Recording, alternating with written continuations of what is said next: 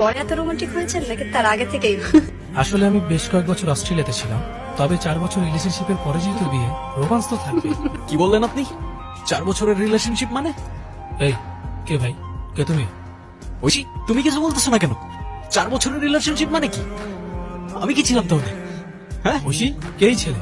জানি না, আমি কিভাবে বলবো, আমি চিনি না। আরে ভাই সমস্যা কি? এভাবে ডিস্টার্ব করতেছেন কেন? এই ব্রো, সরি কি শুরু করছিস তুই? এখানে সবার সামনে আমি সিনক্রেট করতেছিলি কেন? তুই শুনছস ঐশীর হাজবেন্ড কি বলছে? হ্যাঁ, ওদের 4 বছরের রিলেশনশিপ কিভাবে? হ্যাঁ, আমি ছিলাম না 2 বছর। ওদের 4 বছর রিলেশনশিপের পর বিয়ে কিভাবে হয়? সবকিছু প্রি প্ল্যান করা ছিল। যতক্ষণ আমি সবকিছু জানতে পারি ততক্ষণে অনেকটাই দেরি হয়ে গিয়েছিল।